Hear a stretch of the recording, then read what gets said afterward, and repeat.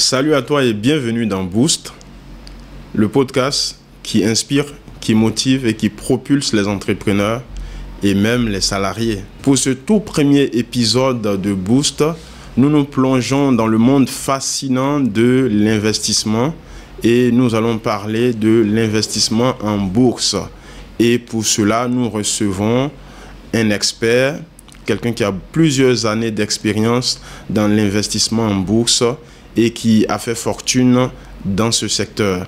Il va nous partager son parcours et nous prendrons également des conseils pour nous aussi passer à l'action. Pour tous ceux qui ne se sont pas encore lancés dans l'investissement en bourse, ce sera une occasion de passer à l'action. Installez-vous bien et on est parti.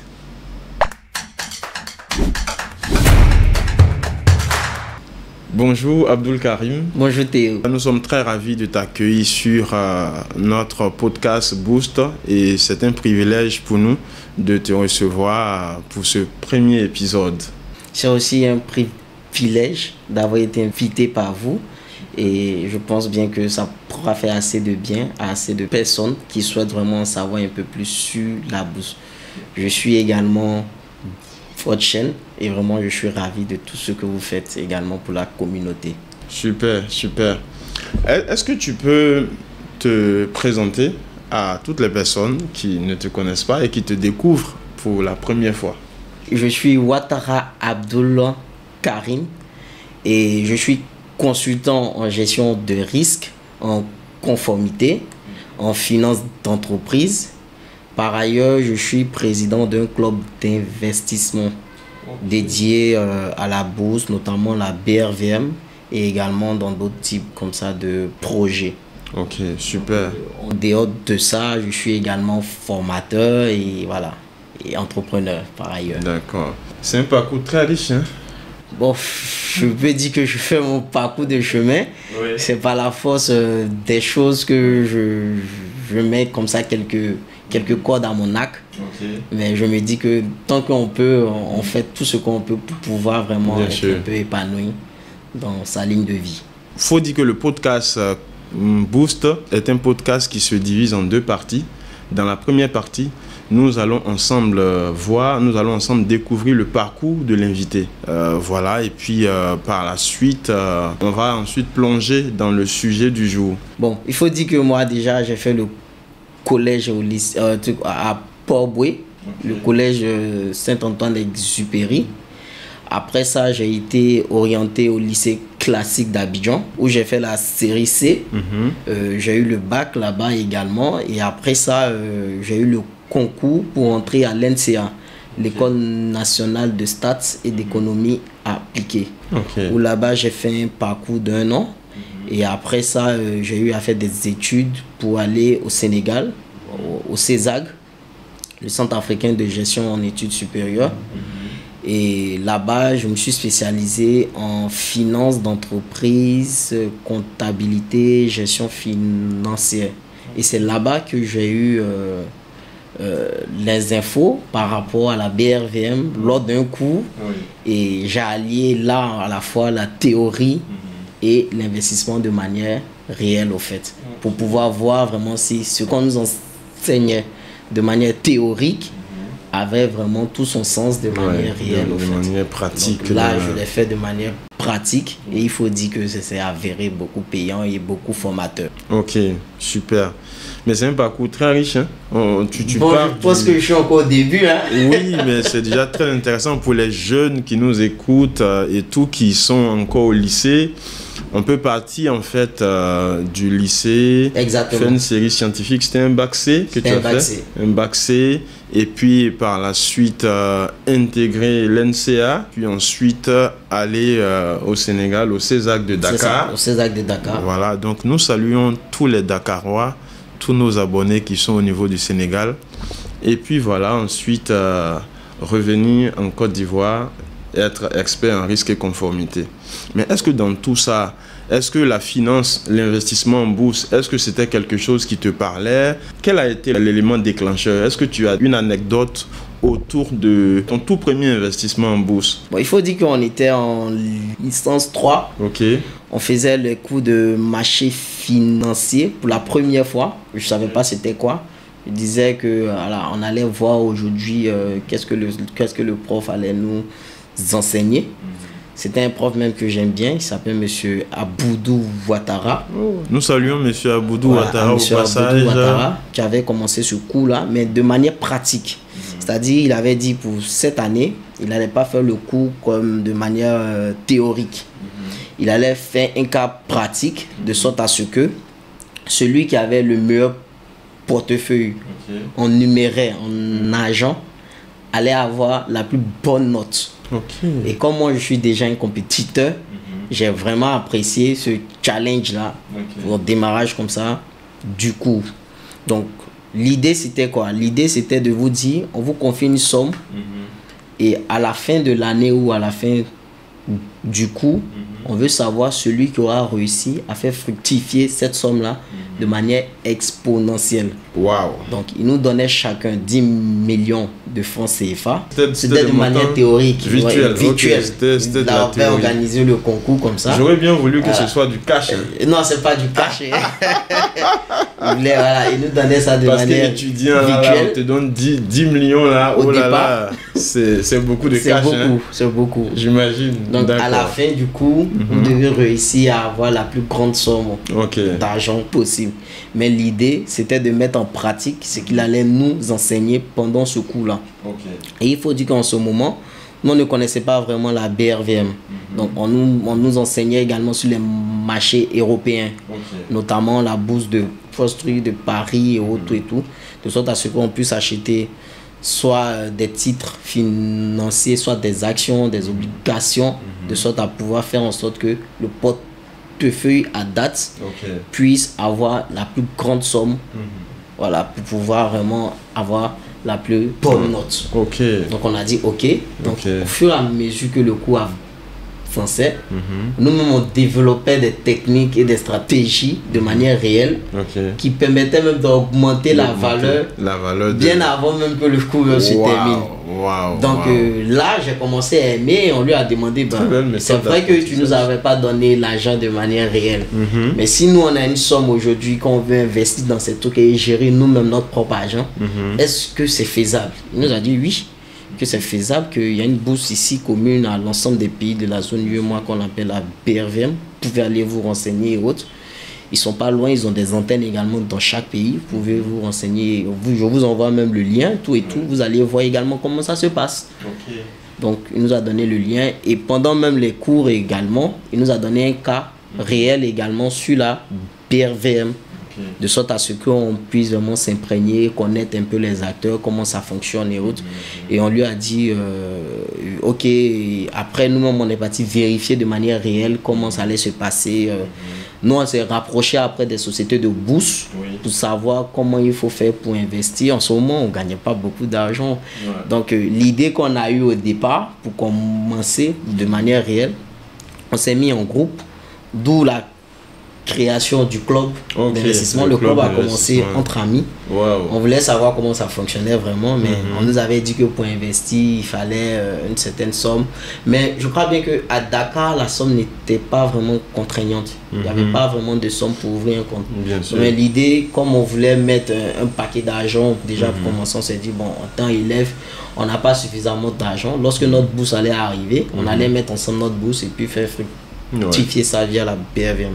Donc l'idée c'était de se mettre en groupe, mettre sur un compte en commun où tout le monde allait co-gérer ce compte-là. Donc c'était un genre de tontine de bourse. Exactement. La bourse, si vous voulez, le club, si vous voulez, c'est une sorte de tontine. Mais seulement que c'est pas que chacun va venir prendre. C'est-à-dire qu'on investit ensemble, on récolte ensemble, on réinvestit, on partage ensemble. Voilà. Mais le club a également une vocation de former en même temps ses membres, de sorte à ce que chacun puisse être à la fois libre de pouvoir interagir lorsqu'il s'agirait comme ça de l'investissement. Donc une fois qu'on avait ouvert, on était parti prendre des renseignements auprès d'une société de bourse. Je ne sais pas si je peux citer les noms. Oui, bien sûr. Qui était Impaxis. Bon, on avait fait le tour des sociétés. C'est une SGI.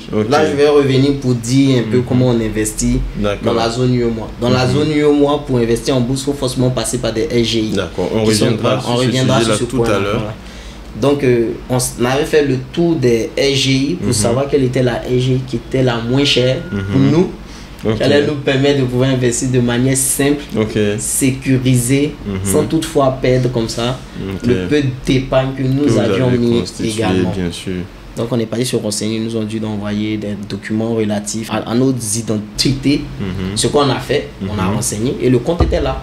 Mais le compte était vide en ce moment. Donc on a passé au moins 5 mois à alimenter le compte de nos cotisations avant de faire maintenant le premier investissement. Voilà. Donc voilà un peu comment ça avait débuté, parce que pendant les 5 mois, ce qui était fait, c'était quoi? On faisait des recherches, quelle action on allait acheter, pourquoi on allait acheter, quel gain on allait avoir.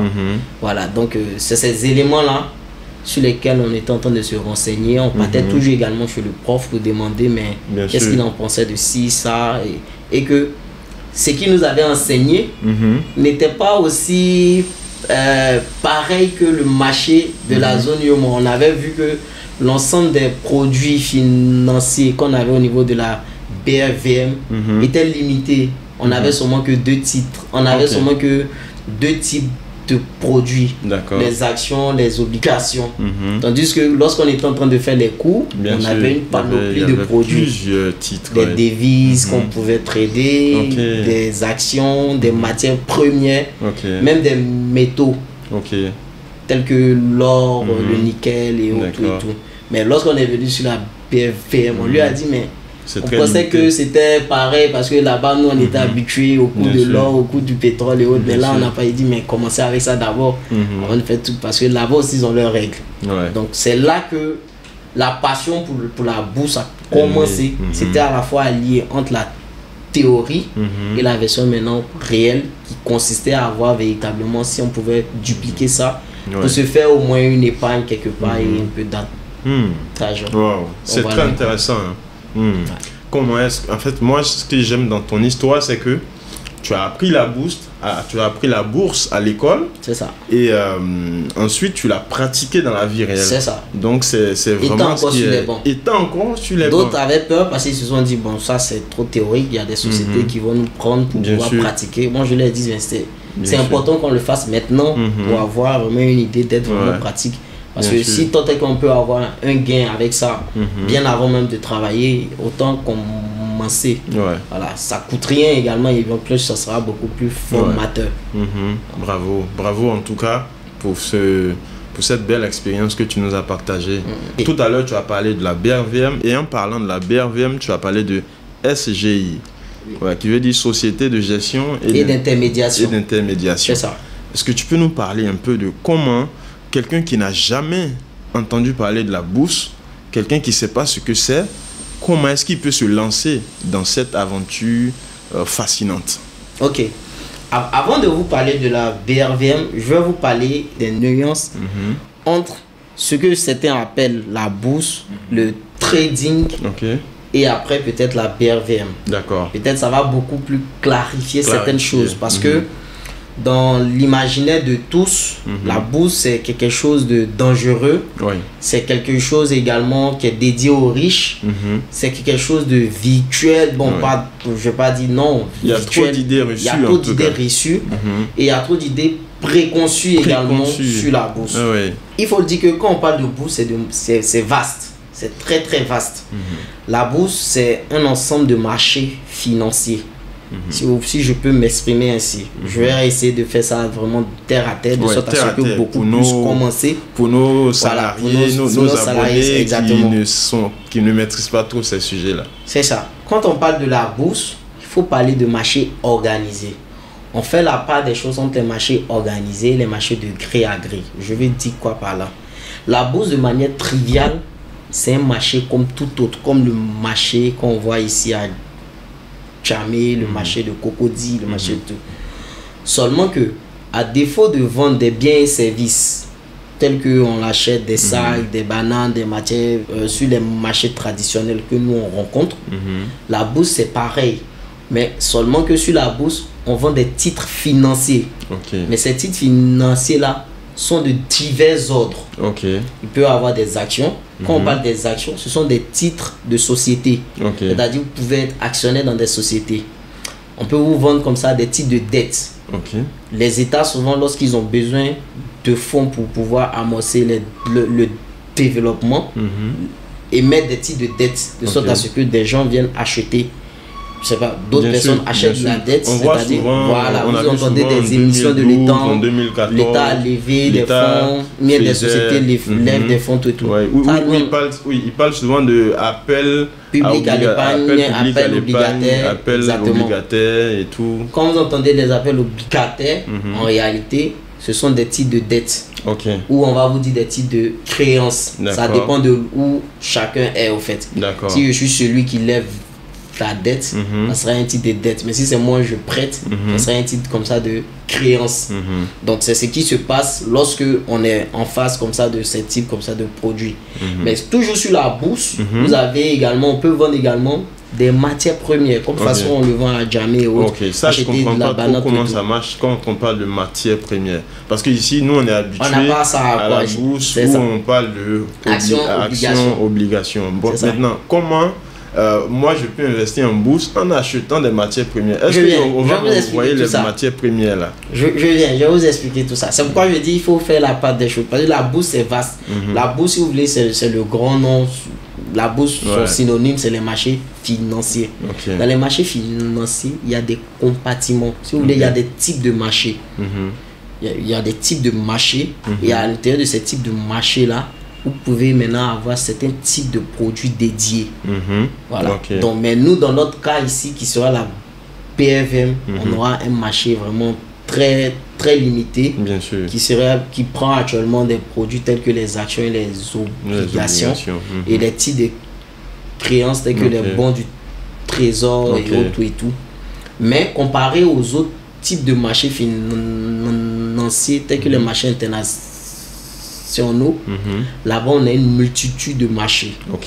Dans la bourse, il y a une multitude encore de marchés. Il y a le marché des actions, le marché des obligations, il y a le marché des matières premières, il y a le marché des devises, il y a le marché également des produits dérivés qui sont sous-jacents à d'autres marchés. Donc, quand vous allez entendre généralement des gens vous parler de trading, en réalité, ils sont en train de parler d'un type de marché spécifique. Que le marché soit des matières premières et des devises. Ce marché-là, c'est un marché international. Pour y avoir accès, il faut avoir accès à des intermédiaires financiers spécifiques qui vont te permettre de donner l'accès à ce type de marché-là. Donc, pour ce qui est de la Côte d'Ivoire, on n'est pas rattaché. Des SGI. Voilà. Mais quand on est sur les marchés financiers, c'est qui est l'intermédiaire? Il y a plusieurs, ça dépend d'où les marchés sont situés, ça dépend de l'intermédiaire. Généralement, là-bas, vous n'allez pas entendre parler de SGI, vous allez entendre parler de brokers. Les brokers, c'est pour dire des intermédiaires de bourse. C'est par eux qu'on passe également pour investir en bourse ou par d'autres banques d'affaires ou des sociétés d'investissement. Mais je veux faire cette part des choses là parce que généralement beaucoup ils confondent la BRVM à ces grands marchés internationaux et qui confondent également à des personnes qui veulent arnaquer, qui créent des plateformes pour permettre d'investir sur ces marchés là, mais qui en réalité n'ont pas d'accès à ces marchés là, mais qui créent une sorte d'arnaque pour prendre de l'argent avec certains en leur faisant miroiter qu'ils investissent en bourse, mais en réalité c'est pas le cas. Donc tout ça pour revenir au fait sur lesquels quels sont les prérequis qu'il faut pour pouvoir investir en bourse. Ça également, je pense qu'on va en reparler parce que je ne vais pas vous mentir, il y a beaucoup d'arnaques sur ce thème là et ça facilite pas également la confiance des gens pour aller investir. En tant que c'est un secteur vraiment qui peut profiter à énormément de personnes et qui peut faciliter beaucoup l'économie. Donc là je voulais faire la part des choses, la nuance entre les marchés internationaux, les marchés locaux ou régionaux que sont la BRVM ou la bourse du Maroc ou la bourse du Nigeria, tout et tout. Certains pays ont des marchés spécifiques à eux. Le cas de la BRVM, c'est un peu atypique parce que c'est les pays de la zone UEMOA qui se sont mis ensemble pour dire qu'ils veulent avoir à eux seuls leur bourse. Quand vous partez en Europe, Paris a sa bourse, Ok. l'Allemagne a sa bourse, l'Italie a sa bourse, Ouais. les Pays-Bas ont leur bourse. Mais après, vu que chacun comme ça a sa bourse, ils se sont mis ensemble pour pouvoir faire une bourse européenne. Plus grande encore, la bourse Voilà, européenne. qui se sont encore associés à la bourse américaine. Ok. Donc là-bas, une fois que tu investis, tu peux investir également sur les marchés américains. Mais chez nous, ici, c'est pas pareil. Donc juste pour dire que notre bourse régionale n'est pas rattachée à ces marchés internationaux. Donc là-bas, c'est vrai qu'il peut y avoir des crashs ou bien des faillites, Bien sûr, bien sûr. mais ça n'impacte pas le nôtre Ok, ici immédiatement. ok. Est-ce qu'à la BRVM, souvent on a entendu des histoires d'investisseurs, on va dire d'investisseurs en herbe ou bien de pseudo-investisseurs qui disent mais moi j'ai investi sur la bourse de Wall Street et en une journée j'ai perdu tout mon argent, j'ai perdu 5 millions, j'ai perdu 10 millions, j'ai investi dans l'or, j'ai investi dans des devises et ça n'a pas marché. Franchement, ces histoires de bourse là, c'est une arnaque. Est-ce que ce genre de crash, ce genre de perte d'argent, on peut être victime de ça sur la BRVM? Est-ce qu'en une journée, en 2 jours, tu peux perdre tout ton argent lorsque tu investis à la BRVM? À date, ici actuellement sur la BRVM, tel que le marché est, tel que notre économie est, le risque est très, je pèse bien mes mots, est très faible. Waouh, c'est que c'est vraiment faible. Voilà. Je pèse bien mes mots et ça, je suis persuadé. Ok. Je pèse très bien mes mots parce que ici, le régulateur de la bourse, parce que comme je t'ai expliqué tantôt, la bourse est un marché déjà organisé, contrairement au marché de gré à gré où chacun fixe ses règles. D'accord. La part des choses entre les marchés organisés et les marchés non organisés, c'est qu'il y a des règles, il y a des règles strictes à respecter pour établir la confiance des personnes qui viennent investir et la confiance des personnes également qui viennent émettre des titres pour pouvoir avoir tout. Et donc il y a des règles vraiment très strictes qui permettent aux gens de pouvoir avoir une confiance au marché financier. Parce que le but également de la bourse, c'est de permettre à ce que les gens puissent avoir confiance au système, de sorte à ce que chacun puisse trouver son intérêt. C'est-à-dire la bourse va réunir les agents à besoin de financement que sont les entreprises, les États et les gens qui ont des capacités de financement, c'est-à-dire des prêteurs comme vous et moi, des particuliers qui souhaitons faire fructifier notre épargne, qui souhaitons investir pour accroître comme ça notre patrimoine, qui souhaitons être actionnaires dans des entreprises, qui souhaitons multiplier comme ça notre argent. Donc ça peut être soit nous, soit également d'autres entreprises qui veulent également financer d'autres entreprises ou qui veulent financer des États. Ça peut être également d'autres institutionnels tels que peut-être les fonds de pension tels que la CNPS ici qui investit massivement. Ça peut être également d'autres fonds d'investissement. Ça peut être même des banques également qui financent également d'autres au travers des épargnes que vous leur donnez qui également réinvestissent. Ça peut être également des compagnies d'assurance qui investissent aussi massivement mais qui ne vous font pas signe par rapport à ça. Ils ont besoin de votre épargne pour aller voir. Et puis après, on partage les intérêts avec vous en vous donnant ce qu'ils vous ont promis à terme comme ça du contrat. Donc on se retrouve nous tous là-bas. Voilà, on se retrouve nous tous là-bas et chacun maintenant achète le produit qui l'intéresse par rapport encore à ses objectifs et par rapport à son appétence de risque. Quand je parle d'appétence, c'est-à-dire au risque qu'il est prêt à supporter. Après, moi, je veux bien comprendre. On a besoin de combien pour investir à notre bourse régionale, la BRVM? On a besoin de combien? C'est vrai que vous m'avez posé la question, c'est quoi la BRVM? Je vais répondre et puis je vais répondre à la question. La BRVM, c'est un marché commun aux 8 pays de l'UEMOA. J'ai bien dit encore commun aux 8 pays de l'UEMOA où on peut s'échanger des titres financiers, à savoir les actions, les obligations, dans le but soit pour les uns de faire fructifier leur épargne, leur investissement, et pour d'autres de lever de l'argent pour pouvoir amorcer leur expansion, leur développement ou leur fonctionnement. Donc je ne sais pas si je dois encore détailler. Pour détailler encore, c'est un marché facile. En français facile, c'est un marché où vous pouvez acheter des actions des entreprises ou prêter à des États ou à des entreprises. Lorsque vous achetez des actions, vous êtes copropriétaire de l'entreprise au même titre que les fondateurs au départ. C'est-à-dire vous avez droit aux bénéfices de l'entreprise, vous avez droit à l'information, c'est-à-dire tout ce qui se passe dans l'entreprise, vous êtes vous êtes censé aussi avoir des informations. C'est pourquoi je dis que c'est un marché qui est organisé, qui est strict, qui a des règles. Donc la les gens, a le devoir les gens travaillent pour vous en fait. Exactement. Vous êtes propriétaire, les gens travaillent pour vous. Ils doivent vous rendre compte. Donc quand l'entreprise publie ses états financiers, ils ont le devoir de vous les partager en tant qu'actionnaire pour que vous puissiez savoir la santé financière ou la solvabilité de cette entreprise-là. Comme je l'ai dit encore, vous avez le droit également à l'information, vous avez le droit également aux bénéfices, mais vous participez aussi aux pertes. C'est-à-dire que si l'entreprise aussi fait des pertes, c'est dans le c'est pas seulement que des gains, soit aux bénéfices, soit aux pertes. Vous avez également droit à l'information financière, vous avez le droit également de participer aux AG. Donc quand il y a les assemblées générales, on vous invite. Si vous avez le temps, vous partez. Si vous n'avez pas le temps, vous restez. Et vous avez le droit également de pouvoir vendre ou acheter encore d'autres actions. Vous êtes prioritaire au même titre que les fondateurs de l'entreprise et autres. C'est très intéressant. Hein? Donc là, vous pouvez investir en fonction de votre montant, en fonction de vos revenus. Donc pour revenir à ce que vous avez demandé, avec combien on peut investir, tout va dépendre du titre que vous voulez. Si c'est un titre tel que des actions ou des obligations. Mais à date, à la BRVM, la valeur de la plus petite action, c'est 15 francs. Donc ça vous donne un peu une idée de combien on peut investir. Voilà. La plus petite taille, la valeur de la plus petite action, 15 francs, c'est Ecobank du Togo. Le groupe Ecobank. Donc vous pouvez être actionnaire du groupe Ecobank Togo. Bon, le groupe Ecobank, qui est dans le siège est au Togo. Non, ça c'est pour le groupe même. C'est pour qui le groupe possède l'ensemble des filiales des Ecobank des pays.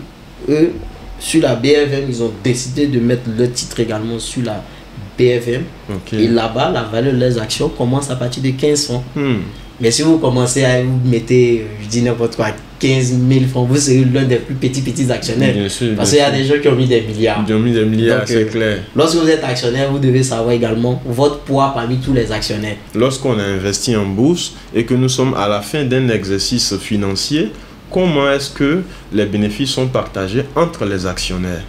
Vous savez, quand la société rentre en bourse, elle vous partage sa vision, sa stratégie qu'elle inscrit dans un document qu'on va appeler la note d'information.